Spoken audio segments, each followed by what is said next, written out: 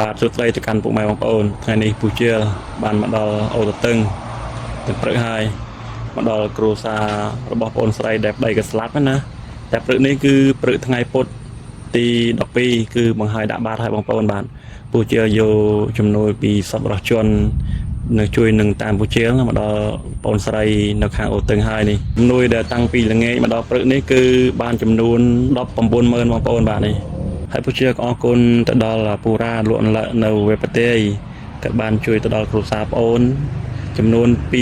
20,000ហើយអរគុណទៅដល់បងប្រុសដែលនៅខាងសៀមរាបនោះក៏ជួយទៅដល់គ្រួសារប្អូនចំនួន50,000ប៉ុន្តែក៏ឲ្យដក10,000សម្រាប់ឲ្យពូជាសម្រាប់ទូចាក់សាំងហើយពូជាក៏សូមអរគុណដល់បងប្រុសមែនទែនហើយបងស្រីពៅនៅខាងប្រពៃជ្រុំក៏បានជួយទៅដល់គ្រួសារប្អូនចំនួន30,000ហើយមីងវឹងនៅថ្នល់បណ្ដោយតែគាត់លក់បាញ់ឆើនៅអេតកោះនោះគាត់ជួយ20,000ផងដែរអរគុណដល់មីងលឿមដែលបានជួយទៅដល់គ្រួសារប្អូនដែរចំនួន20,000ហើយក៏អរគុណទៅដល់បងរាហូថ្មីដែលនៅខាងកត្រកគាត់បានជួយទៅដល់គ្រួសារប្អូន10,000អរគុណដល់ពូហេងដែលលក់អុយវ៉ាន់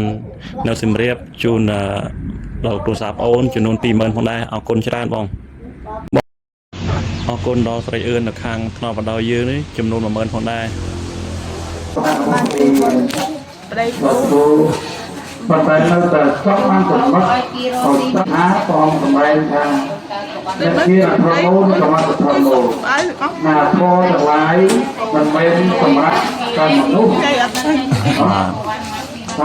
មិនមែនសម្រាប់តែអ្នកបាទអរគុណបងប្អូនបាទដោយសារតែគិតមិនសូវប្រសពនិយាយទេដូចថាហើយក៏បងប្អូនឃើញជាក់ស្ដែង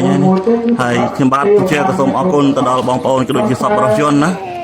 ដែលតែងតែឧបត្ថម្ភទៅដល់គ្រួសារក្រីក្រខ្វះខាតកំពុងតែទីទើជួបទុកលំបាកហើយបងប្អូនមិនដែលបោះបង់ចោលទេតាមរយៈពូជាគឺបងប្អូននៅតែជួយតរហូតហើយពូជាក៏សូមអរគុណទៅដល់បងប្អូនទាំងអស់គ្នាណាឲ្យមានណាមណាមានសុខភាពបើជាអ្នកលក់ដូរសូមឲ្យមានអតិថិជនកាន់តែច្រើនលក់ដូរកាន់តែបាច់ណាបងប្អូនបាទវីដេអូនេះដែរក៏សូមជូនបងទៅដល់បងប្អូនទាំងអស់គ្នាហើយបងប្អូនហើយពូជាក៏មានតែម្រាមដៃ10អរគុណទៅដល់បងប្អូនដែលតែងតែជួយ like ជួយ share វីដេអូនេះបានទៅដល់សប្បុរសជនអរគុណជូនបងទាំងអស់គ្នាបងប្អូនបាទពូជាក៏ជាស្រីទៅដល់បងប្អូនដែលអត់ឮឈ្មោះដែលពូជាបានស្គាល់ឈ្មោះតែពូជាក៏បានឃើញសតរូបបងប្អូនដូចជា Facebook បងប្អូនដាក់ក្នុងវីដេអូនេះឯងដោយសារតែពូជាអត់ចេះអង់គ្លេសទេដោយសារអានវាមិនដាច់ដូច្នេះហើយពូជាក៏ឃើញសតបងប្អូនដាក់នេះទាំងអស់បើយើងអ្នកនោះគឺមិនដឹងគុណប៉ុន្តែព្រះពុទ្ធព្រះសម្មាសម្ពុទ្ធ